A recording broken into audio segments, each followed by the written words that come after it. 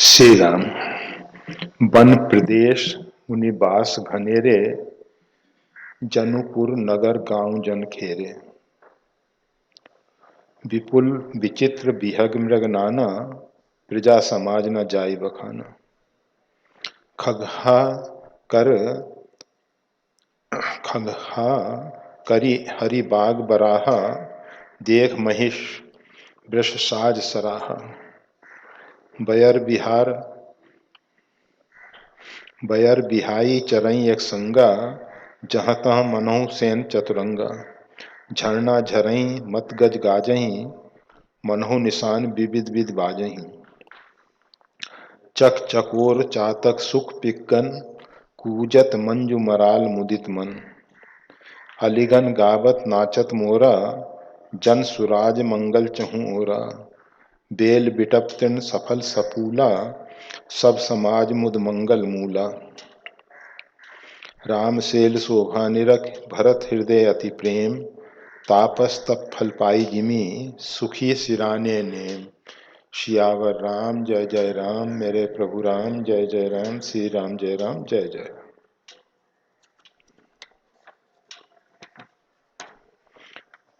जीत मोह महिपाल दल, सहित विवेक भुआल। करत अकंटक राजपुर, सुख संपदा सुपाल।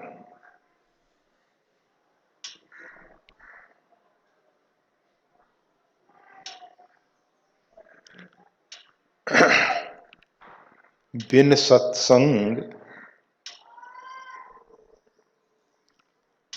न हरि कथा, तेहि बिन मोह न भाग।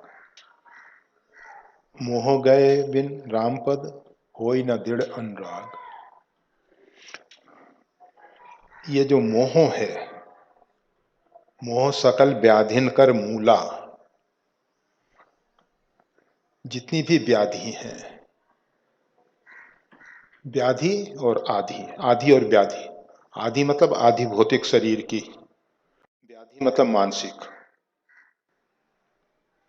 जितनी भी मानसिक रुग्णता है, जितनी भी मानसिक समस्याएं हैं, उनका मूल कारण है मोह।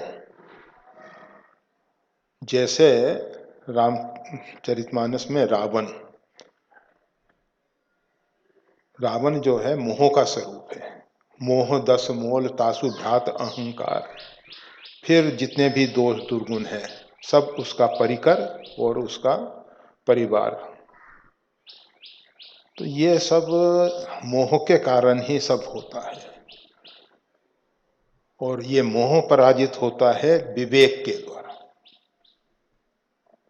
तो कहा जा रहा है, जीत मोह महिपाल दल, सहित विवेक भुआल। करत अकंटक राजपुर, सुख संपदा सुकाल।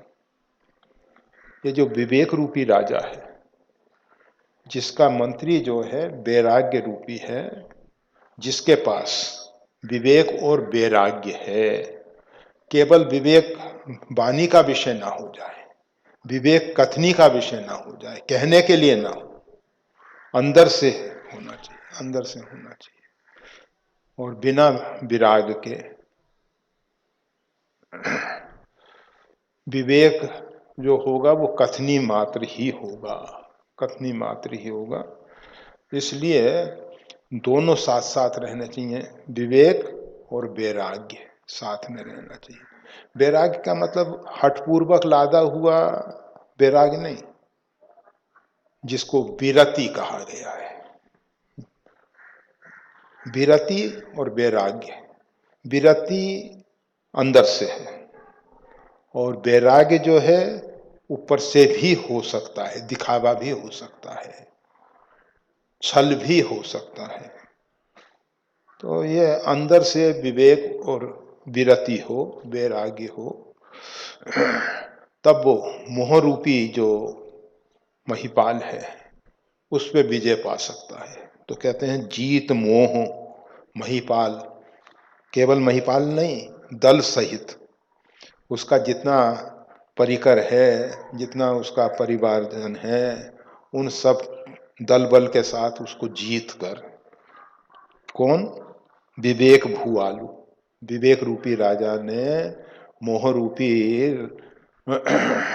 राजा को उसके दल बल के सहित पराजित कर दिया है।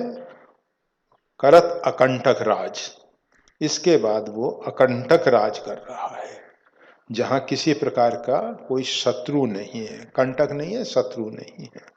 जहां राजा के संदर्भ में या राजनीति में ये सब शब्द कंटक प्रयोग हो रहा है तो समझना चाहिए कि वहां शत्रु के लिए, वैसे कंटक कांटे को कहते हैं। तो ये अकंटक राज कर रहा है, अर्थात शत्रु रहित। वैसे बहुत से महापुरुष ऐसे हैं, वो अजात शत्रु कहे जाते हैं, उनका कोई शत्रु जन्म ही नहीं लिया, अजात मतलब उनकी किसी के साथ बेमनस्यता नहीं है, किसी के पास शत्रुता का भाव नहीं है। लोग उनके प्रति शत्रुता का भाव रख लें वो एक अलग बात है। तो जीत मोह महिपाल दल सहित इस विवेक रूपी भुआलू ने, राजा ने मोह रूपी राजा को दल बल के सहित पराजित करके अकंटक राज कर रहा है। इसके राज में सम्यक प्रकार का सुख संपदा सुकालू और सब प्रकार से उत्तम समय है। उत्तम समय है, उत्तम समय वही हो जाता है जब हमारे विचार पवित्र हो जाते हैं, हमारी सोच समझ सही हो जाती है, तो समय भी अनुकूल हो जाता है। और अगर हमारा बुद्धि विवेक बिगड़ गया, विचार बिगड़ गए, मानसिकता हमारी रुग्ण हो गई, तो उसका अर्थ समझ लेना चाहिए कि वो समय अनुकूल नहीं है, विपरीत समय है, विपरीत समय है। अभी उस राज के विषय में ही और वर्णन किया जाता है। वन प्रदेश मुनि बास घनेरे, उस वन अरण्य में जो बहुत अधिक ऋषि महर्षि संत महापुरुष तपस्यारत हैं, उनके आश्रम हैं, वो सब इस राजा के प्रदेश के जनपुर नगर गांव गनखेरे, इस राजा के प्रदेश के नगर हैं, पुर हैं, गांव हैं, और इनका समूह से वो घिरा हुआ है। गन घेरे मतलब इन सब के घेरे में ये सब दिखाई दे रहे हैं। ऋषि महर्षियों के, संत महापुरुषों के जो आश्रम इत्यादि हैं, उस राजा के विपुल विचित्र विहग मृगनाना, और जो असंख्य पक्षी जो हैं, मृग जो हैं, नाना भांति और नाना जाति दोनों प्रकार के, उसमें बहुत अधिक निवास करते हैं। प्रजा समाज न जाई बखाना, वो अवर्णनीय प्रजा है इस राजा की, विवेक रूपी राजा की प्रजा जो है, कौन सी है? विपुल विचित्र विहग मृगनाना, जो समूह के समूह पक्षी और जो मृग इत्यादि हैं, वो सब वहाँ की प्रजा हैं, वहाँ की प्रजा हैं। खगहा करी हरि बाग बराहा, देख महिक वृक्ष साज सराहा। खगहा गेंडा, जो आसाम इत्यादि में कहीं कहीं होता है, अभी ये भारत में बहुत कम संख्या में रह गए, पहले ये बहुत अधिक थे। इसकी जो चमड़ी है बहुत मोटी होती है, तो इसका ढाल बनाते थे, मतलब तलवार का जो वार सहन कर सके। अगर धातु की ढाल बनाएंगे तो मौसम का असर होगा उस पर, ठंडा गर्म। धूप तप रही है, उसमें ढाल भी तप जाएगी। मौसम ठंडा है तो वो भी ठंडे हो जाएगी। फिर उस पे तलवार इत्यादि का बार जो भी होगा उछटेगी वो तलवार। और ये जो गेंडे की चमड़ी के द्वारा है ढाल, तो उस पे वो लग के है, थोड़ा सा लकीर से खींच देगी बस। अंदर तो ज्यादा चुभ नहीं सकती वो, अंदर ज्यादा प्रवेश नहीं कर सकती। तो वो ढाल उसकी बनती थी। तो पहले के समय में ये गेंडे बहुत थे, बहुत अधिक थे। परंतु ये सब राजाओं ने अपनी सेना के लिए ढाल इत्यादि, पहले तलवार का युद्ध बहुत होता था, तलवार से। वो तो लगा कि भाई ये तो नजदीक नजदीक हो जाते हैं ना तलवार वाले, तो इसलिए धनुष बाण चलाने का शुरू किया। बाण दूर से चलाएंगे, दूर उसका प्रभाव देखने को मिलेगा। फिर उसके ही संशोधन होते होते ये बंदूक इत्यादि सब, फिर तोप इत्यादि, और फिर ये सब आ गए। अब तो मिसाइल आई है, बहुत दूर तक फेंक, हजारों मील दूर तक। तो खगहा, करी, करी यानी हाथी, हरी, हरी शेर को कहते हैं, जो बबर शेर है, बाघ, चीते इत्यादि, चीता, तेंदुआ इत्यादि, बराहा, सुअर, वन, जंगली सुअर, देख महिक वृक साज सराहा, और जंगली भैंसें, बेल, ये सब का साज सराहनीय है, सराहनीय है। जितने पशुओं के नाम लिए गए, गेंडा, हाथी, शेर, बाघ, चीते, तेंदुआ, बरहा, मतलब सुअर, जंगली सुअर, महिक यानी भैंसे, जंगली भैंसे, और वृष, बेल, इनके साज शोभायमान हो रहे हैं, सराहनीय हैं, शोभा बढ़ा रहे हैं। इस राजा के राज क्षेत्र में ये सब शोभा बढ़ा रहे हैं। किस प्रकार की शोभा बढ़ा रहे हैं तो बताते हैं, बयर बिहाई चरई एक संगा, जहां तह मनो सेन चतुरंगा। ये बेर छोड़ के एक साथ विचरण करते हैं। ये जो ऊपर पशुओं के नाम लिए गए, ये सब बेर छोड़ के। इस विषय में हमने पहले भी कहा है, भगवान शंकराचार्य, आदि गुरु शंकराचार्य, जब श्रृंगेरी, जहाँ अभी श्रृंगेरी मठ है, उसके नीचे पहुँचे तो एक जलाशय, तालाब, उसमें से एक मेढक का बच्चा, छोटा मेढक का बच्चा निकला और उछलता कूदता, धूप तेज थी, तो जलाशय से दूर चला गया, जल से दूर चला गया, ऊपर के धूप से वो मूर्छित होने लगा। तेज धूप थी और वो छोटा बच्चा धूप सहन नहीं कर पा रहा था। तो एक फन वाले सर्प ने उसके ऊपर छाया कर दी, जबकि मेढक को सांप खा जाता है। हमने तो देखा है अपने नेत्रों से, एक सांप ने एक मेढक को पकड़ रखा है पृष्ठ, पीठ की तरफ से, और मेढक का मुंह खुला हुआ है, और मेढक के मुख में सामने से एक मच्छर आता है तो वो उसको विकसित आराम करते हैं। वो खुद काल के गाल में है और दूसरे को अपना भोज बना रहा है। ये है संसार।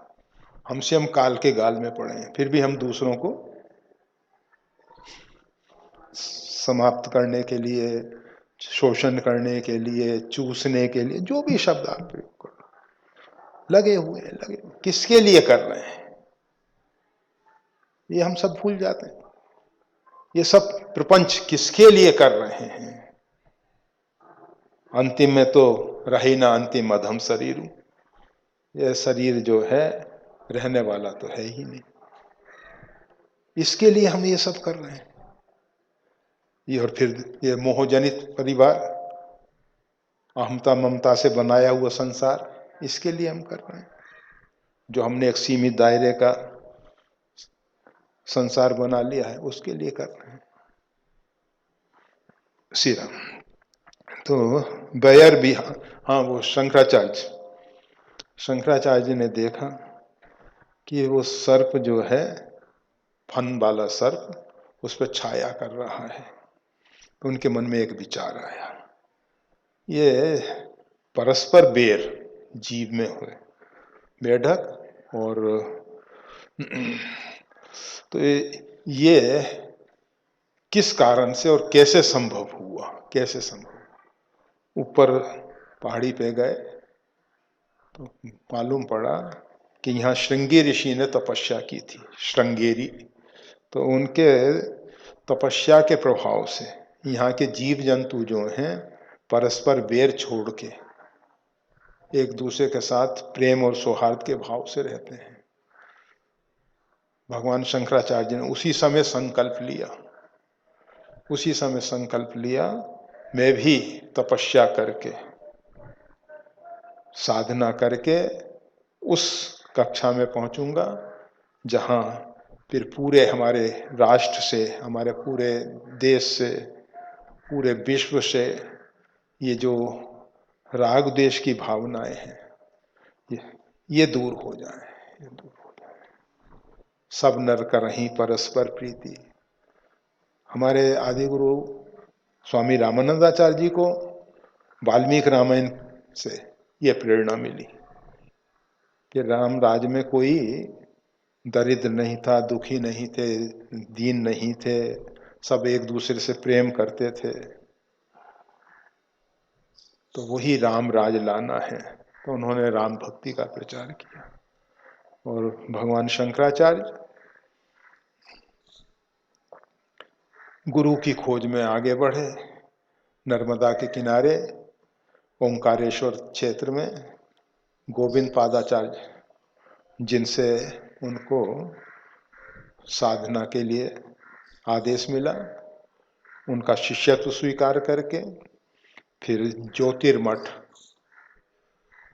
जिसको आज जोशी मठ कहते हैं, वहां जाके उन्होंने तपस्या की और आत्म ज्योति का साक्षात्कार किया। इसीलिए उस मठ का नाम हो गया ज्योतिर्मठ। और ज्योतिर्मठ का अपभ्रंश जोशी मठ। अब लोगों का काम तो ज्यादा जोशियों से पड़ता था, उन्होंने कहा जोशी मठ ठीक है। बैर बिहाई चरही एक संगा। ये सब जो बाघ हैं, महिष हैं, वृष हैं, सुअर हैं, ये सब बैर छोड़ के एक साथ विचरण कर रहे हैं। ऐसा लगता है जहां तहां मनुसेन चतुरंगा, जहां तहां चतुरंगनी सेना का पड़ाव पड़े हों। क्योंकि किसी भी राष्ट्र में संपूर्ण सेना को एक साथ नहीं रखा जाता, क्योंकि दुश्मन जो है अगर एक साथ सेना है तो वहीं टारगेट रखेगा कि इसको ही समाप्त करना चाहिए। और अगर सब जगह बटी हुई है तो अगर एक जगह कुछ नुकसान पहुंचाने की कोशिश करेगा तो दूसरी जगह की सेना वहां पहुंच के उसको दबा सकती है, बस में कर सकती है। तो जहां तहां मनुसेन चतुरंगा, ऐसा प्रतीत होता है कि चतुरंगनी सेना जो है जहां तहां अपने पड़ाव डाले हुए है। झरना झरई मत गज गाजें, झरने जो हैं झर रहे हैं और उन झरनों में से एक ध्वनि हो रही है कलकल जो झरने में से जल बहता है उसकी एक कलकल नाद है। उसके साथ मत गज गाजहीं, मत वाले जो हाथी हैं वो चिंघाड़ रहे हैं, हाथी चिंघाड़ रहे हैं। तो ऐसा लगता है मनहु निशान विविध विधि बाजें, जैसे राजाओं के यहाँ भिन्न भिन्न प्रकार के वाद्य यंत्र बजाए जा रहे हों, नगाड़े बजाए जा रहे हैं, निशान बजाए जा रहे हैं, इस प्रकार की ध्वनि हो रही है। झरनों की आवाज, उसके साथ साथ हाथी चिंघाड़ रहे हैं, तो बड़ा अच्छा संगीत, बड़ा अच्छा संगीत सुनाई देता है। कहते हैं मनोह निशान विविध विधि बाजें, ऐसा प्रतीत होता है कि अनेक प्रकार से ये वाद्य यंत्र के द्वारा संगीत प्रकट किया गया है, संगीत प्रकट किया है। चक चकोर चातक सुख पिक गन, कूजत मंजू मराल मुदित मन। चकवा, चक्रवाक, चकोर जो चंद्रमा की तरफ एक तक देखता है, चातक जिसको पपीहा भी कहते हैं, स्वाति जल पीने वाला, सुख तोता, पिक कोयल, गन कूजत मंजू मराल मुदित मन। और इसके साथ साथ सुंदर सुंदर हंस, राजहंस और कलहंस, उसमें अनेक जातियां हैं, हंसों में भी अनेक प्रकार की जातियां हैं। तो उसमें हंस, राजहंस पूरा सफेद होता है और तो राजहंस कहलाता है। चोंच तो इसकी पीली होती है और पंजा भी पीला होता है, परंतु शेष शरीर पूरा सफेद। और दूसरे जो हंस हैं उनके शरीर में रंग भिन्न भिन्न प्रकार के भी हो सकते हैं, पर राजहंस सफेद होता है। तो चक चकोर चातक सुख पिकगन मराल मंजू मराल कूंजत मुदित मन। इसका अन्वय इस प्रकार से होगा कि चक्रवाक, चकोर, चातक, सुख यानी तोता, कोयल और मंजू मराल, इन सब का जो समूह है, कूंजत मुदित मन, ये बहुत प्रसन्नचित होके कूंज रहे हैं, अर्थात कलरव कर रहे हैं। इनकी मधुर मधुर ध्वनि सुनाई दे रही है, सुनाई दे रही है। और क्या हो रहा है, अलीगन गावत नाचत मोरा, भौरे जो हैं गीत गा रहे हैं, गुंजार करते ना भौर, तो भौर जो हैं गावत, नाचत मोरा, और मोर जो हैं नृत्य कर रहे हैं। जन सुराज मंगल चहूरा, जैसे अच्छे राजा के राज में चारों तरफ मंगल ही मंगल हो रहा है। यह अच्छे राजा के यहाँ के लक्षण हैं। भिन्न भिन्न प्रकार के पक्षियों का कलरव सुनाई दे रहा है, मोर नाच रहे हैं और भौरे गुंजार कर रहे हैं, गीत गा रहे हैं। ये विवेक रूपी जो भूआल है उसके यहाँ ये सब आनंद का वातावरण बना हुआ है, आनंद का वातावरण बना हुआ है। बेल बिटप तृण सफल सफूला, सब समाज मुद मंगल मूला। बेली लताएं, बिटप वृक्ष, तृण छोटे छोटे तिनके, वो सब सफल हैं और सफूला है, सब में फूल लगा है। तृण में भी फूल लग रहा है, तिनकों में भी फूल लग रहा है, उसमें भी फल लग रहा है। ऐसी बहुत सी घास हैं जिनमें फूल भी लग जाता है, फल भी लगता है, ऐसा नहीं है कि नहीं लगता है। बेली लताएं अर्थात नारी वर्ग, बिटप वृक्ष यानी पुरुष वर्ग, तृण यानी छोटे बच्चे, ये तीनों आनंदित हैं, आह्लादित हैं, सब प्रकार से आनंदित हैं। सफल सफूला, फूल से युक्त हैं और फल से युक्त हैं। लता और वृक्षों में तो फूल फल होना स्वाभाविक है। परंतु तीर्ण में लोगों को लगता है कि पर वो भी होते हैं, कम होते हैं, कम होते हैं, पर होते हैं। सब समाज मुद मंगल मूला, वहां तो सभी प्रकार का जो समाज है मुद और मंगल का मूल कारण है। अंदर की मुदिता, मन की मुदिता और बाह्य मंगल, सब प्रकार से बाहर से भी कल्याणकारी कार्य संपादित हो रहे हैं और अंदर के मन की भी प्रसन्नता है, प्रसन्नता है। राम सेल शोभा निरख भरत हृदय अति प्रेम, तापस तप फल पाई जिमी सुखी सिराने नेम। भरत जी ने रामशेल अर्थात कामदगिरी, गोस्वामी तुलसीदास जी कहते हैं ये तो राम जी का ही पर्वत है। कामदगिरी भय राम प्रसाद, ये कामतानाथ जो है, कामतानाथ जो पर्वत है, भगवान के कृपा प्रसाद से सबों की मनोकामना पूर्ण करने वाला बन गया। आज भी कामतानाथ जी की परिक्रमा होती है और महात्मा तो बहुत से साष्टांग कर करके पूरी परिक्रमा करते हैं। कुछ रोज 108 परिक्रमा वाले भी हो सकते हैं। वैसे 1, 2, 5 परिक्रमा तो करने वाले काफी होते हैं। फिर अमावस्या इत्यादि पे ग्रामीण अंचल से लोग ज्यादा आ जाते हैं, ज्यादा आते हैं। दीपावली के समय तो बहुत अधिक भीड़ होती है, बहुत अधिक भीड़ होती है काम की। तो ये कामतानाथ जी जो हैं, रामसेल, राम जी के पर्वत कामतानाथ जी की शोभा निरख है। भरत हृदय अति प्रेम, भरत जी के हृदय में अत्यंत प्रेम उमड़ रहा है, प्रेम उमड़ रहा है। कैसा लग रहा है भरत जी को? तापस तप फल पाई जिमी सुखी सिराने नेम, जैसे तपस्वी ने कठोर उग्र तपस्या करके अपने नियम को पूर्ण कर लिया हो। तपस्या करके उसने अपना नियम पूरा किया और उसका फल उसको प्राप्त हो गया। जिस हेतु से उसने तपस्या की थी उसका वो हेतु पूर्ण हुआ है।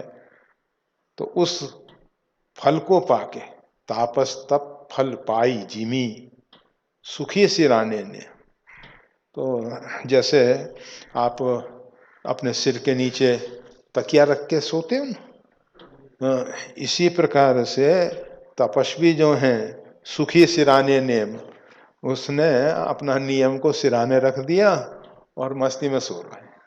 वैसे सिराना यानी पूर्ण हो गया है, नियम पूरा हो गया है।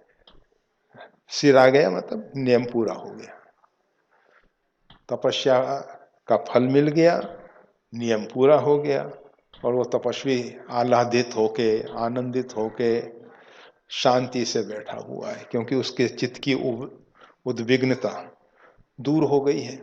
ये चित्त में उद्विग्नता होती क्यों है?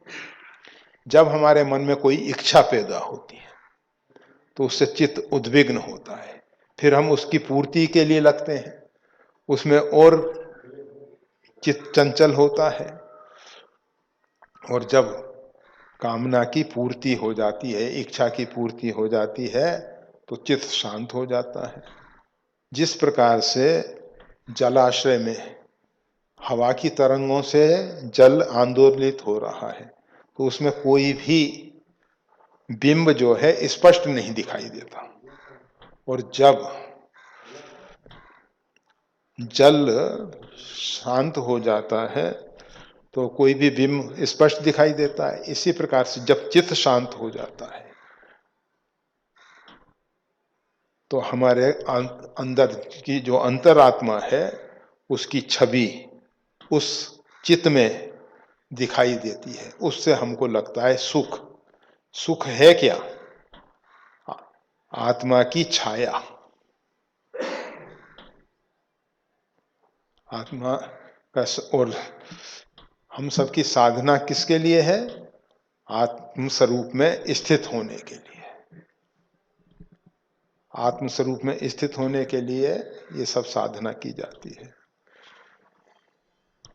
संसारी लोग आत्मा से तो परिचित हैं ही नहीं। यदा कदा कभी कभी आत्मा की छाया चित्त में दिखाई देती है, जिसको लोग मानते हैं सुख, और उस सुख के लिए लगे। तो तापस तप फल पाई जिमी सुखी सिराने ने, तपस्वी ने तपस्या करके तपस्या का फल पा लिया है, उसका नियम पूरा हो गया है, अब वो सुख पूर्वक आनंद पूर्वक अपने आप में स्थित है। इस प्रकार की स्थिति श्री भरत जी की राम सेल शोभा ने रखी। राम जी के पर्वत की शोभा को देख के भरत जी को वो सुख मिल रहा है, वो सुख मिल रहा है।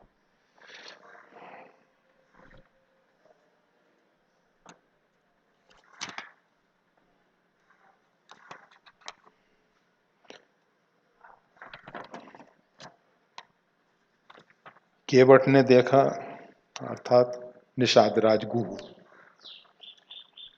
केवट ने देखा कि भरत जी तो बड़े आह्लादित हो रहे हैं, बड़े आनंदित हो रहे हैं इस राम जी के पर्वत को देख के, तो एक ऊंचे टीले पे चढ़ गए। तब केवट ऊंचे चढ़ धाई, धाई मतलब दौड़ के, पेड़ पे नहीं चढ़ गए। तब केवट ऊंचे चढ़ धाई, दौड़ के एक भूमि पे टीला था, उस पे चढ़ गए। चित्रकूट के आसपास इस प्रकार की भूमि है, ऊंची नीची ऊंची नीची ऊंची नीची, ऐसे बहुत। कामतानाथ जी के चारों तरफ, मंदाकिनी की तरफ जब कामतानाथ जी से आएंगे तो इस प्रकार की जमीन आपको दिखाई देगी। तो तब केवट ऊंचे चढ़ाई, केवट जो है दौड़ के ऊंचे पर्वत, मतलब पर्वत क्या टीला, एक टीले पे चढ़ गए और कहू भरत सन भुजा उठाई, और हाथ उठा के भरत जी से कहने लग गए, नाथ देखिए बिटप विशाला पाकर जम्बू रसाल तमाला।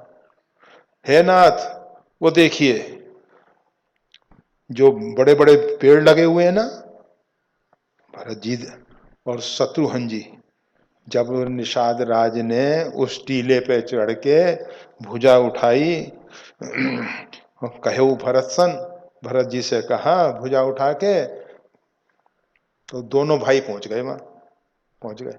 कहा बताओ क्या बता रहे हो? नाथ देखिए बेटा विशाला, हे नाथ वो विशाल वृक्ष देखिए। भरत जी देखने लगे, नहीं दिखाई दिया। कहा देखिए वो पाकर, जम्बू, जम्बू यानी जामुन, रसाल आम्र, तमाल, ये भरत जी गौर से देखने लगे। जिन तरु बरन मध्य बट सोहा, फिर भी उनकी दृष्टि शायद नहीं गई होगी, तो कहा उन सबके बीच में एक बहुत विशाल बट वृक्ष शोभायमान हो रहा है।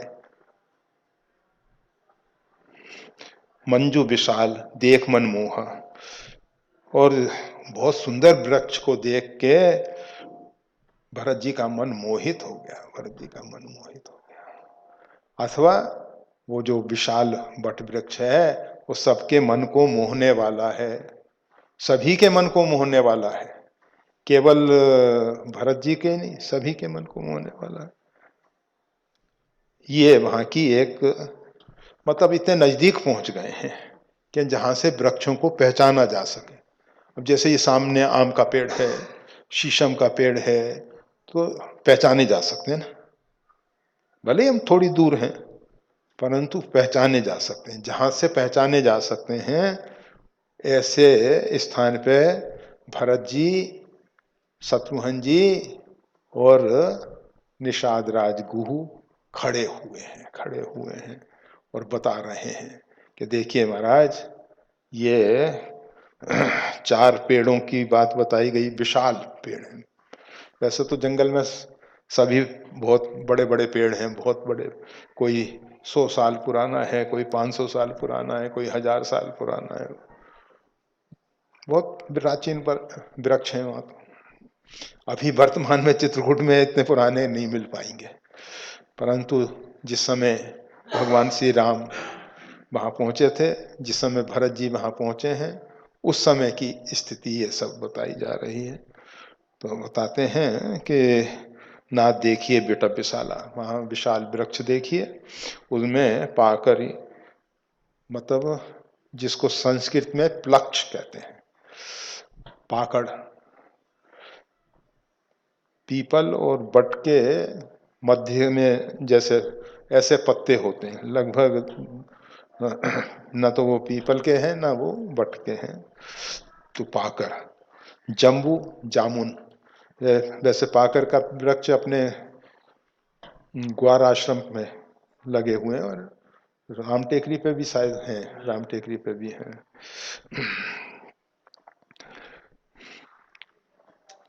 पाकर, जम्बू जामुन, रसाल यानी आम्र, और तमाल एक लंबा वृक्ष होता है श्याम वर्ण का, उसको तमाल का पेड़ कहते हैं। जिन तरु बनन मध्य बट सोहा, उन श्रेष्ठ वृक्षों के मध्य में एक बट शोभायमान हो रहा है, एक बट वृक्ष जो है शोभायमान हो रहा है, बड़ा सुंदर है, मंजू विशाल, बहुत बड़ा भी है और सुंदर भी है।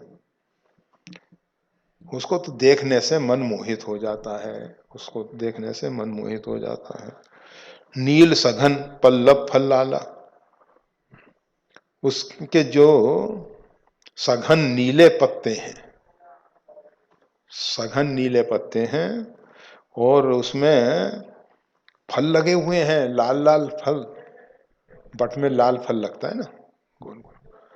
तो और इसकी छां, अविरल छां सुखद सब काला। अविरल छन मतलब ऐसा नहीं कि छन छन के उसमें से धूप आ जाए, ऐसी नहीं है, अविरल है वो, मतलब छिदे छिदे नहीं, पूरे सघन छाया है, सघन छाया है।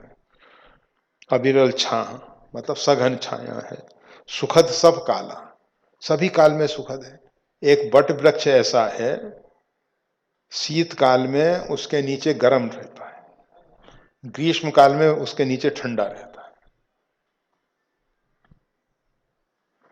बट वृक्ष के नीचे ग्रीष्म काल में ठंडक और शीत काल में गर्म, इसलिए महात्मा बट वृक्ष के नीचे। इसीलिए बड़े बड़े कथा के आयोजन बट वृक्ष के नीचे। काकभूषण जी कहाँ बट वृक्ष के नीचे कथा कहते हैं? भगवान शंकर कैलाश पे बट वृक्ष के नीचे। आज लोग वहां जाके देखेंगे कि वहां ना तो वृक्ष है ना घास है, वृक्ष की तो कौन कहे, घास भी नहीं। ये समय है, एक समय वहां बट वृक्ष था कैलाश पर्वत में। आज वो जो दिव्य कैलाश है उसका तो दर्शन होता नहीं है।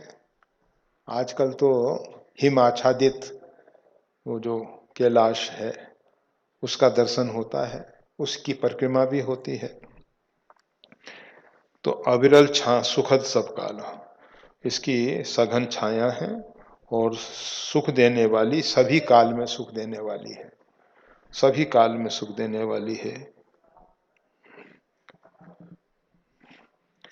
इसमें जो नील सघन पल्लव फल लाला, सघन जो नील पल्लव है, हरे पत्ते हैं और लाल लाल फल लगे हुए हैं, उनकी शोभा कैसी हो रही है? तो कहते हैं मानो तिमिर अरुणमय राशि, मानो अंधकार में लालिमा, अरुणमय लालिमा की राशि, बिरची विधि सकेल सुषमाशी। ब्रह्मा ने अपनी संपूर्ण सुंदरता का ये एक चमत्कार प्रकट किया है, चमत्कार प्रकट किया है। उसके जो हरे हरे पत्ते हैं लाल लाल फल लगे हुए हैं। तो इसमें जैसे अंधकार में अरुणोदय के समय की अरुणमय आभा दिखाई दे रही है, अरुणमय आभा दिखाई दे रही है, मतलब लालिमा दिखाई दे रही है। अंधकार में जैसे लालिमा दिखाई दे रही है, ऐसी रचना विधाता ने की है। बिरची विधि सकेल सुखमासी, अपनी संपूर्ण सुषमा सौंदर्य को इकट्ठा करके ब्रह्मा जी ने दिखा दिया है इस वट वृक्ष के माध्यम से।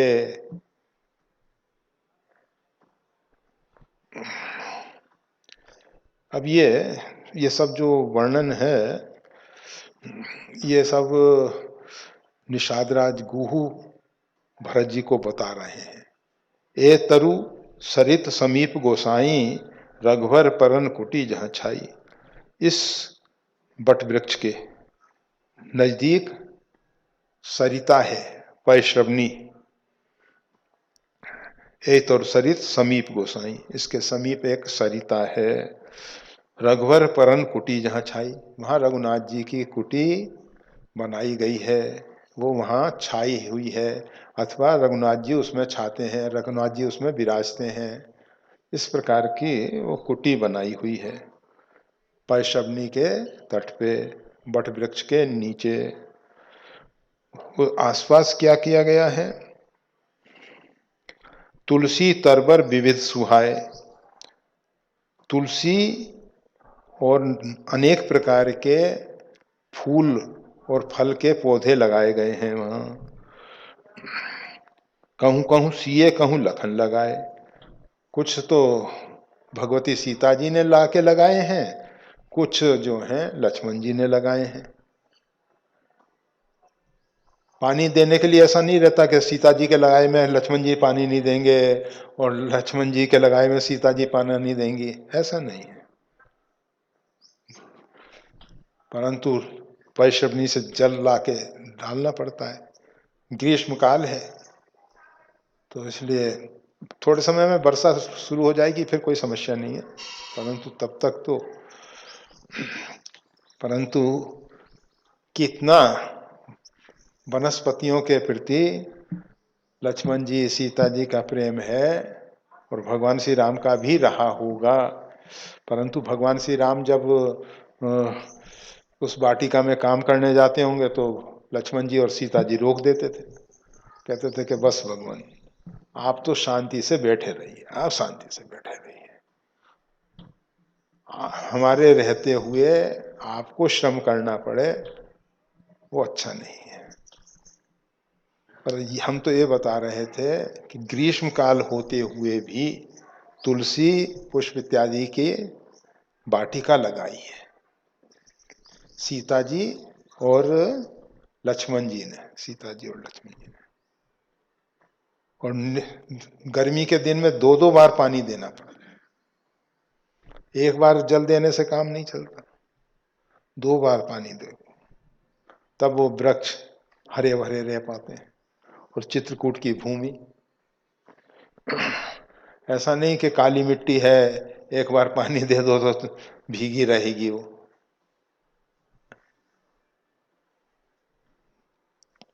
तुलसी तरबर विविध सुहाए, कहूं कहूं सिए कहूं लखन लगाए।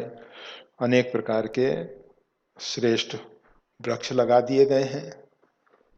यह नहीं कि हम आज वृक्ष लगा रहे हैं कल छोड़ के चले जाएंगे, इसमें फल लगने के समय हम थोड़ी रहेंगे, यह नहीं, हम लगा रहे हैं बस। कोई ना कोई इनकी छाया का लाभ लेगा, कोई इनके फल का लाभ लेगा, जिसके प्रारब्ध में होगा वो लाभ लेगा, परंतु हम लगा रहे हैं। आज का इंसान यही सोचता है कि इससे हमको क्या मिलेगा, और पुराना मानव सोचता था केवल कर्म करने का, हम कर्म करने में आनंद का उपभोग कर लें बस। करते वही कर्म थे जो सर्वजन हिताय हैं, जिसमें सबका हित है। भविष्य में जिससे अनेकों लोगों को सुख शांति मिले, वो सब कर। तो तुलसी तरवर विविध सुहाए, कहूँ कहूँ सिए कहूँ लखन लगाए। कहीं कहीं सीता जी ने और कहीं कहीं लक्ष्मण जी ने लगाए हैं। बट छाया वेदिका बनाई, सिए निज पान सरोज सुहाई। और उस बट वृक्ष के नीचे ही एक बहुत विशाल वेदिका बनाई गई है, चबूतरा, ओटला बनाया है। किसने बनाया है? सिए निज पान सरोज सुहाई। सीता जी ने अपने कर कमलों के द्वारा बनाया है। वहां कोल किरात और उनकी लड़कियां, उनकी महिलाएं, वो सब भी आती थी। परंतु सीता जी ने कहा नहीं, इस सेवा में किसी का साथ मेरे को नहीं चाहिए, ये सेवा मैं अपने हाथ से करूं। भगवती सीता जी, आप सबको मालूम है, जब छोटी बालिका हैं उस समय महाराज जनक ने कहा कि बेटी आज हम बाहर जा रहे हैं, तुम इस शिव धनुष की पूजा कर देना। तो शिव धनुष जहाँ रखा हुआ था उसको उठाने की तो ताकत किसी में थी नहीं, तो उसको कोई उठा तो नहीं पाता था, तो उसके नीचे सफाई नहीं हो पाती थी, उसके नीचे सफाई नहीं। तो जब सीता जी उस कक्ष में पहुंची तो उन्होंने कहा, पिताश्री ने कहा है कि यहाँ पूजा कर देना, तो सबसे पहले तो सफाई चाहिए। तो उन्होंने बाएं हाथ से धनुष उठा लिया, बायां ये है, धनुष उठा लिया और दाहिने हाथ से गोमाय से गोबर और मिट्टी पानी से मिला के लीप के भूमि को पवित्र कर दिया। और वो कक्ष जो है बहुत साफ सुथरा हो गया, टाइल्स वगैरह नहीं लगी थी।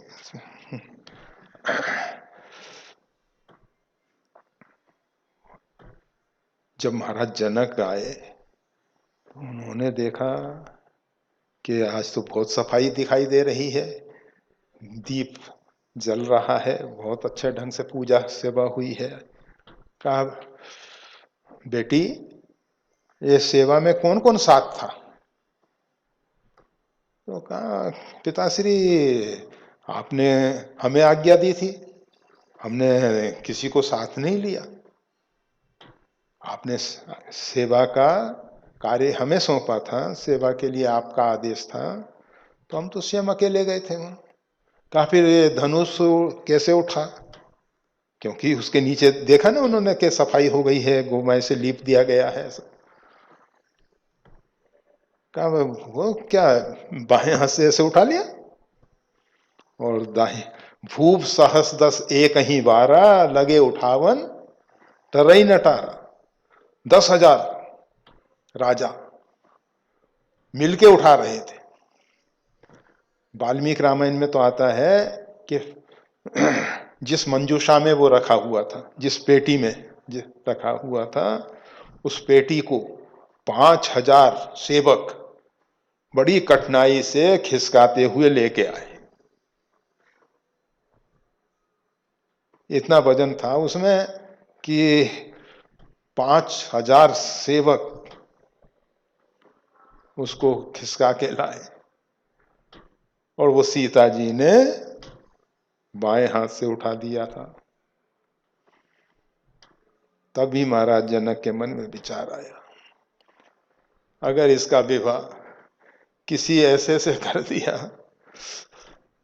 वो ठीक नहीं होगा, इसलिए जो इस धनुष को उठा के इसकी प्रतिज्ञा चढ़ा सके उसके साथ इसका विवाह होगा। ये उन्होंने उसी समय प्रतिज्ञा कर ली। वाल्मीकि रामायण में तो ऐसा आता है कि इस प्रतिज्ञा को सुन के बहुत से राजा वहां पहुंचा करते थे, और राम लक्ष्मण को विश्वामित्र जी भी वो सब दिखाने के लिए ले गए थे। महाराज दशरथ ने फिर एक बड़ा आयोजन किया कि भाई ऐसे तो बहुत राजा देख गए हैं आके, परंतु अब सामूहिक रूप में धनुष यज्ञ होगा, जिसमें इसको जो भी उठा के इसके ऊपर प्रतिज्ञा चढ़ा देगा। भगवान श्री राम ने विचार किया कि महाराज जनक ने तो प्रतिज्ञा ये की है कि जो भी धनुष को उठा के प्रतिज्ञा चढ़ा देगा, मैं अगर प्रतिज्ञा चढ़ा के इसको ऐसे ही छोड़ देता हूं तो कल कोई दूसरा भी इसको उठा देगा तब क्या होगा। कहा कि न रहे बांस न बजेगी बांसुरी, और धनुष को तेईछन मध्य राम धनु तोड़ा, और उन्होंने तोड़ के दोनों टुकड़े भूमि पे डाल। तो हम ये बता रहे थे कि सीता जी जो हैं बचपन से ही अपने हाथ से सेवा में बड़ी रुचि रखती थी, और जब राजरानी के रूप में श्री अयोध्या में विराजती थी, जतपी गृह सेवक सेवकनी, बहुत से सेवक हैं, बहुत से सेविकाएं हैं, परंतु सीता जी जो हैं निज कर गृह निज परिचर्या कर, अपने हाथों से घर की सब सेवा करती। सेवा का बड़ा महत्व है। तो यहां सीता जी ने सिए निज पान सरोज सुहाई, बट छाया वेदिका बनाई, बट की छाया में एक अच्छी वेदिका बनाई गई है। कहा कि ये सेवा किसी दूसरे से नहीं ली जाएगी, कुछ दिन तो लगे होंगे, एक दिन में तो नहीं बन गई होगी, ऊंची वेदिका है। तो उस पे और बड़ी है, ऐसा नहीं है कि छोटी है। पूछा कि इस वेदिका पे क्या होता है, तो कहते हैं जहां बैठ मुनिगण सहित नित्य राम सुजान।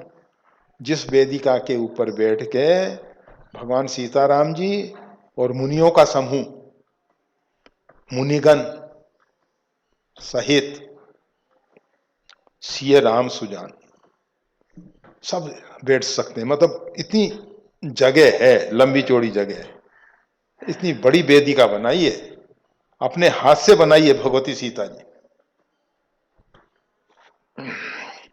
क्योंकि यहां सत्संग होगा, संत महापुरुष जो हैं विराजमान होंगे, यहां मेरे प्रियतम, मेरे प्राणाधार भगवान श्री राम विराजमान होंगे, इसलिए ये सेवा हमको, ये सेवा में किसी दूसरे की जरूरत नहीं है, ये सेवा तो हम ही करेंगे। सिए निज पान सरो सुहाई, उन्होंने अपने कर कमलों के द्वारा बहुत अच्छी वेदिका बनाई है, जहां बैठ मुनगन सहित नित्य राम सुजान, सुनही कथा इतिहास सब आगम निगम पुराण। जहां बैठ के भगवान श्री राम और सीता जी भी राम जी के साथ रहती हैं, और ऋषि महर्षि जो हैं वेद शास्त्र पुराणों की कथा कहते हैं, इतिहास की कथा कहते हैं, ऐतिहासिक कथाएं कहते हैं, और ये सब बड़े प्रेम से सुनते हैं। सुनने के बाद मनन करते हैं, और मनन करने के बाद अपने जीवन में उसको चरितार्थ करते हैं। तो ये इस प्रकार की वेदिका। अब ये सब निषाद राज ऊपर से दिखा रहे हैं, वो जो टीले पे चढ़ गए हैं ना, वहां से ये सब दिखाया जा रहा है कि ऐसा ऐसा है। सखा वचन सुनी बिटप निहारी, निषाद राज के वचन सुन के भरत जी बस एक टक उस वृक्ष को देखने लग गए। कौन सा? जो नील सघन पल्लव फल लाला, जिसमें लाल लाल फल लगे हुए हैं और हरे हरे पत्ते हैं, उसकी छाया इत्यादि है। तो उस वृक्ष की तरफ भरत जी एक टक देख रहे हैं। उमगे भरत विलोचन बारी, और उनके नेत्रों में तो जल प्रवाह उमगने लगा, उछलने लगा, मतलब नेत्रों में बारंबार जल आने लगा, बारंबार जल आने लगा। सखा वचन सुनी बिटप निहारी, सखा के वचन को सुन के, उस वृक्ष को देख के भगवान श्री राम की स्मृति होने से उमगे भरत विलोचन बारी, भरत जी के नेत्रों में जल उमग रहा है, करत प्रणाम चले दो भाई। अब तो दोनों भाई, दिखाई तो दे गया सब, ऊपर से देख लिया, अब चलो नजदीक पहुंचा जाए। नजदीक पहुंचने के लिए चले, करत प्रणाम चले दो भाई। दोनों साष्टांग प्रणाम कर करके चल रहे हैं। एक बार पूरे पड़ जाते हैं, हाथ से आगे का एक निशान सा लगा दिया, उठ के खड़े हुए, फिर उसी स्थान पे पहुंचे, फिर वहां से फिर लंबे पड़ गए। इस प्रकार से करत प्रणाम चले दो भाई। दोनों भाई कहत प्रीत शारद सच्चाई, उनके प्रेम की स्थिति को शारदा जो है, सरस्वती जो है, कहने में संकुचित हो जाती हैं, संकुचित हो जाती हैं। मतलब वो प्रीति जो है उसको शारदा भी पूर्ण रूपेण व्यक्त नहीं कर पाती हैं, कह नहीं पाती हैं। शारदा जी, सरस्वती जी नहीं कह पाती हैं। उसमें क्या क्या विशेषताएं हैं? हर्ष ही निरख राम पदंग का, राम जी के जो चरण के चिन्ह हैं, कोमल मिट्टी में भगवान के चरण चिन्ह अंकित हैं, वज्र अंकुश इत्यादि जो भगवान के चरणों में जाओ, ऊर्ध्व रेखा इत्यादि के चिन्ह हैं, वो सबको देखते हैं भरत जी। हर्ष ही निरख राम पदंग का, राम जी के पैर के चिन्हों को देखते हैं। मानहु पारस पायो रंग का, ऐसा उनको लगता है कि जैसे दरिद्र ने पारसमणि पाली हो, उसके महत्व को जानकर। नहीं तो पारसमणि तो किसी को भी मिल जाए, परंतु उसका महत्व नहीं जानता तो क्या समझेगा वो। परंतु जिसको मालूम है परसत परस कुधात सुहाई, इसके स्पर्श करने मात्र से कुधातु जो है वो सोना बन जाती है, सोना बन जाती है। लोहे जैसी कुधातु जो है वो स्वर्ण बन जाती है। तो भरत जी को जहाँ भगवान के चरण चिन्ह दिखाई देते थे, उनका स्पर्श करते थे, उसकी धूलि को मस्तक पे लगाते थे और नेत्रों में मस्तक पे लगाते थे, और इतना आह्लादित होते थे जैसे किसी रंक ने, किसी दरिद्र ने पारसमणि पाली हो। रज सिर धर ही नैनन लावी, वही बात कही जा रही है। रज सिर धर, उस वहां की चरण धूलि को, जो चिन्ह है ना, वहां की चरण धूलि को चिन्ह मिटे नहीं, इस प्रकार से लेते थे।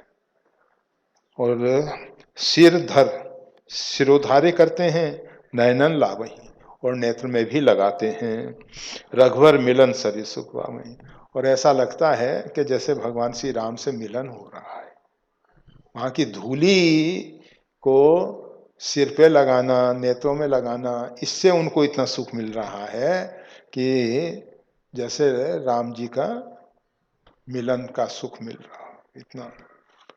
ये है प्रेम, प्रेमी की स्पर्श की हुई भूमि, स्पर्श की हुई रज हमको कितनी महत्वपूर्ण दिखाई देती है, कितने उसके प्रति हमारा आदर भावना है।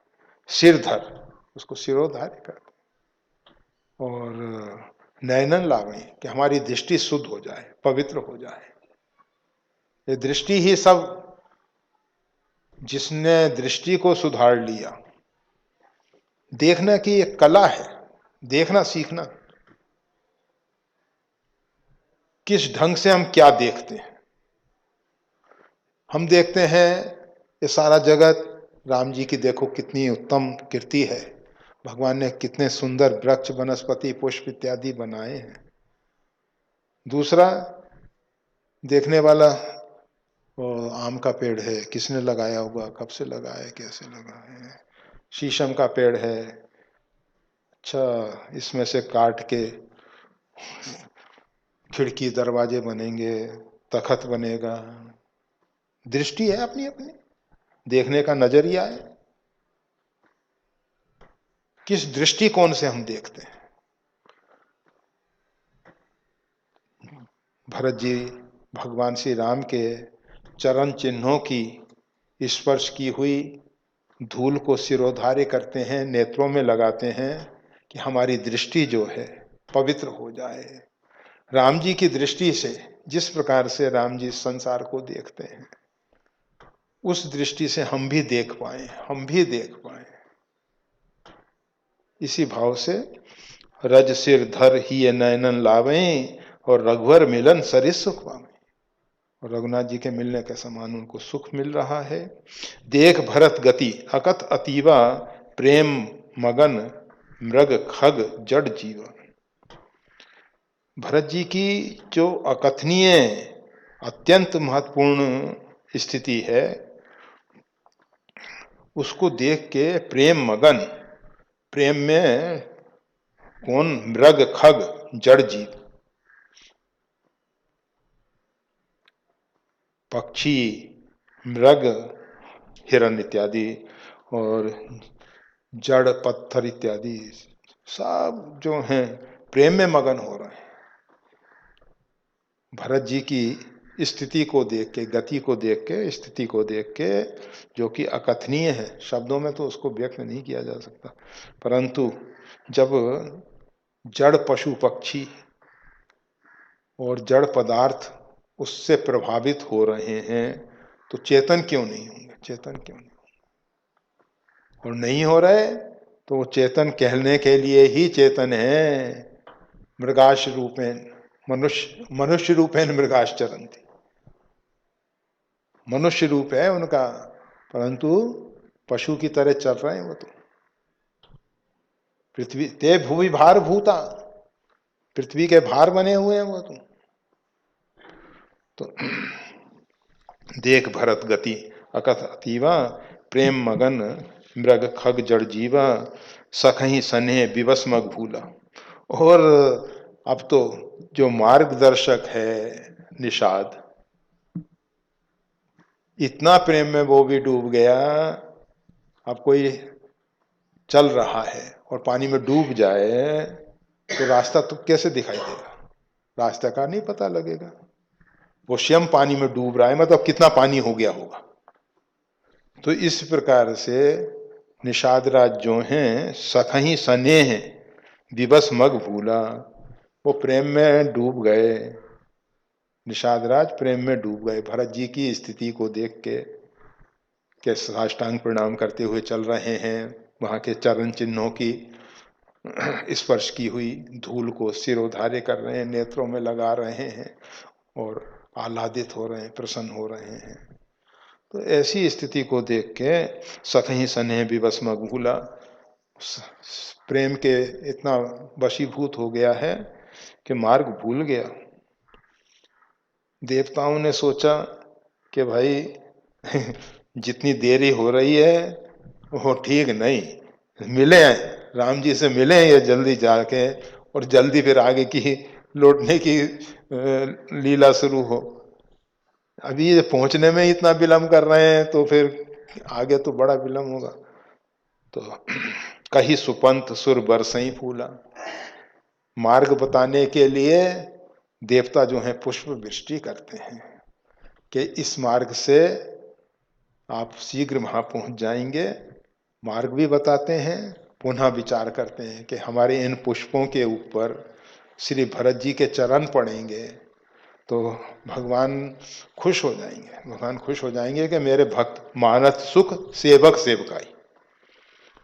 भगवान जो हैं अपने सेवकों की सेवा से प्रसन्न होते हैं। तो देवता सोचते हैं कि जब हम भरत जी की ये सेवा करेंगे तो भगवान हम पे खुश हो जाएंगे, खुश हो जाएंगे। उनको तो अपना स्वार्थ पूरा करना है, अपने स्वार्थ की पूर्ति के लिए सब कुछ कर रहे हैं। रास्ता बताते हैं किस लिए कि जल्दी पहुंच जाए, इधर उधर ना चले जाएंगे, नहीं तो और विलम्ब होता है। और पुष्पों पे भरत जी के चरण पड़ेंगे तो उससे भगवान बहुत प्रसन्न होंगे कि देखो मेरे भगत के चरणों में कुछ कंटक ना गड़े, कठोर भूमि का प्रभाव ना हो, इसलिए इन लोगों ने पुष्प बिछाए, इसलिए इन लोगों ने पुष्प बिछाए। कही सुपंत सुर बरसई फूला, फूल बरसा के इस प्रकार से मार्ग बता रहे हैं। निरख सिद्ध साधक अनुरागे सहज सने सराहन लागे। जब वहाँ के सिद्ध साधक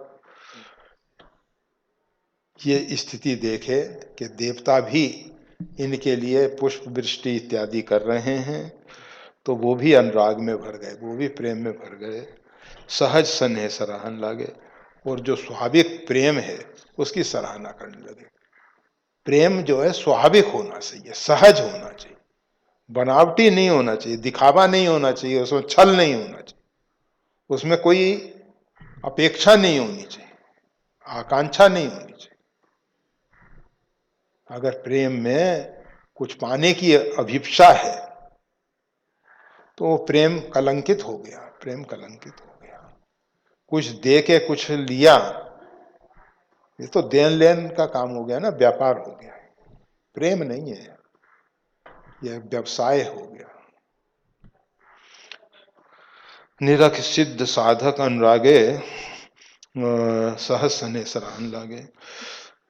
उस समय की स्थिति को देख के साधक और सिद्ध दोनों, जो साधना में तत्पर हैं और जो साधन करके उसकी सिद्धि पा चुके हैं, अर्थात जिस लक्ष्य के लिए साधना थी वो लक्ष्य तक पहुंच चुके हैं, वो सब अनुराग में भर गए हैं, सहज स्नेह सराहन लागे और स्वाभाविक प्रेम की सराहना कर रहे हैं। क्या कहते हैं, होत न भूतल भाव भरत को, अचर सचर चर अचर करत को। अगर इस भूमंडल पे भरत का आविर्भाव नहीं हुआ होता, भरत जी का जन्म नहीं हुआ होता, भरत जी का ये जो पवित्र स्नेह पवित्र भाव है वो प्रकट नहीं हुआ होता। अचर सचर, जड़ को चेतन कौन कर देता, और चर अचर, चेतन को जड़ कौन कर देता इस पृथ्वी पे। भरत जी ने ही ये जो असंभव सा कार्य है, जड़ को चेतन बना रहे हैं, पत्थर पिघल रहे हैं, पत्थरों से जल बह रहा है, और ये जो चेतन है वो भरत जी की स्थिति को देख के स्तब्ध हो गए, स्तब्ध हो गए, पत्थर मूर्ति जैसे बने खड़े, कुछ नहीं कोई बोल पा रहा। तो चर को अचर कर दिया, अचर को मतलब चेतन को जड़ दिख बना दिया और जड़ को चेतन बना दिया। अब इस पे एक बड़ा महत्वपूर्ण दोहा है, प्रेम अमीय मंदर बिरह भरत पयोद गंभीर, मथ प्रगटो सुर साधु हित कृपा सिंधु रघुवीर। भगवान श्री राघवेंद्र ने जो कृपा सिंधु हैं, जो स्वयं कृपा के समुद्र हैं, उन्होंने एक दूसरे समुद्र को मथा है, एक समुद्र दूसरे समुद्र का मंथन कर रहा है। कृपा सिंधु जो हैं भरत जी, जो हैं भरत पयोद गंभीर, वो गंभीर पयोधी हैं, क्षीर सागर हैं। भरत जी जो हैं क्षीर सागर हैं, उनको मथा गया। कहा कि जब क्षीर सागर का मंथन किया गया था तो उसमें मथानी तो मंदराचल पर्वत थी, तो इसमें मंदराचल कहाँ से और क्या है, तो कहते हैं मंदर बिरह, ये बिरह रूपी वियोग रूपी जो मंदराचल पर्वत है उसके द्वारा, अर्थात भगवान श्री राम और भरत जी का जो विरह हुआ, बिछो हुआ, एक दूसरे से दूरी हुई, वो इसमें मंदराचल पर्वत बन गया। और इसको भगवान श्री राम ने मथ प्रगट्यो सुर साधु हित कृपा सिंधु रघुवीर, भगवान ने अपने हाथ से मंथन किया है। वहां तो देवता और असुर बासुकी नाग की डोरी को खींच रहे थे, बासुकी नाग डोरी बना था और वो खींच रहे थे, परंतु यहाँ तो रघुनाथ जी ने अपने हाथ से इस मंदराचल को, विरह रूपी मंदराचल को मथा है। पर मथा कौन गया है, भरत पयोधी, भरत रूपी पयोधी। आप जानते हैं जब दूध का मंथन होता है क्रीम निकलता है उसमें से, दही का मंथन होता है, उसमें से मक्खन निकलता है,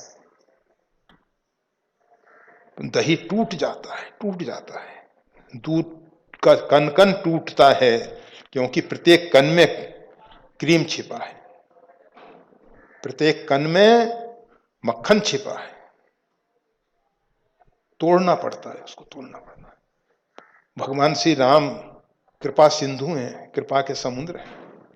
उन्होंने बहुत सावधानी पूर्वक, जिससे किसी प्रकार से भरत टूटे नहीं, परंतु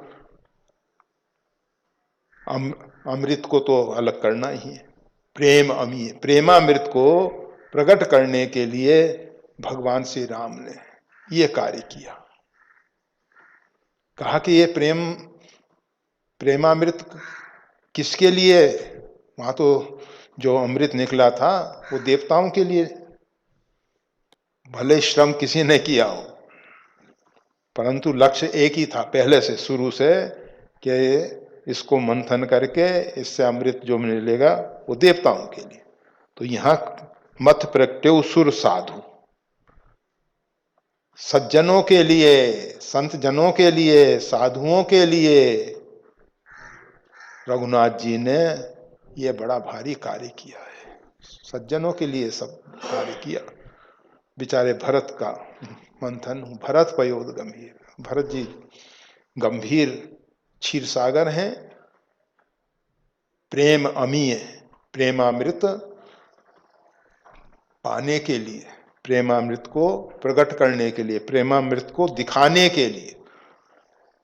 भरत जी में तो प्रेम भरा हुआ है, उनके रोम रोम में प्रेम है, सब जगह प्रेम, प्रेम के वो तो समुद्र, मतलब क्षीर सागर है, वो तो क्षीर सागर है, साधारण समुद्र नहीं है। पयोधि, पय क्या, उदधि, मतलब क्षीर सागर, दूध का समुद्र। तो ऐसे जो भरत जी हैं, उनका मंथन किया कृपा सिंधु रघुवीर, कृपा समुद्र भगवान श्री राम ने उनका मंथन किया है। और जितने भी सज्जन हैं, साधु संत जन हैं, जो भी सज्जन हैं, संत जन हैं, साधु प्रकृति के हैं, उनके लिए बिना प्रेमामृत पाए हुए साधु जो है पूरा नहीं होता, सज्जन पूरा नहीं होता, संत जन पूरे नहीं होते। जब तक हमको प्रेमामृत नहीं मिलेगा, जोग कुजोग, ज्ञान अज्ञानु, ज्ञान राम प्रेम प्रधान, वो जोग कुजोग हो जाता है, ज्ञान अज्ञान हो जाता है, जहां भगवान के प्रेम की प्रधानता नहीं। प्रेम की प्रधानता होने से ही जोग सुयोग है, ज्ञान सज्ञान है। और अगर ज्ञान में प्रेम नहीं है, प्रेम की प्रधानता नहीं है, तो ज्ञान ज्ञान नहीं रहता, ज्ञान अज्ञान हो जाता है। तो इस प्रकार से भगवान श्री राम ने मत प्रगट्यो सुर साधु हित, कृपा सिंधु रघुवीर, प्रेम अमी मंदर बिरह, भरत पयोद गंभीर। भरत जी गंभीर क्षीर सागर हैं, और उनका मंथन किया गया है। मंथन करने वाला टूटे नहीं, वैसे टूट जाता है, तो उसके लिए कृपा सिंधु पूरा पूरा प्रयास किए हैं भगवान श्री राम के भरत टूटना नहीं चाहिए, टूटना नहीं चाहिए। परंतु वो संभव भी नहीं है कि बिना मंथन किए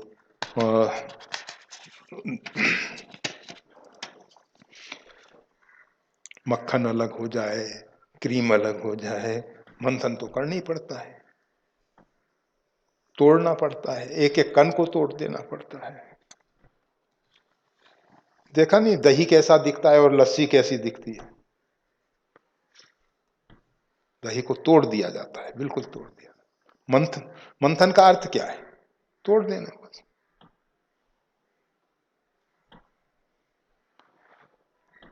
तभी उसमें से मक्खन क्रीम निकलता है भाई। जय श्री राम।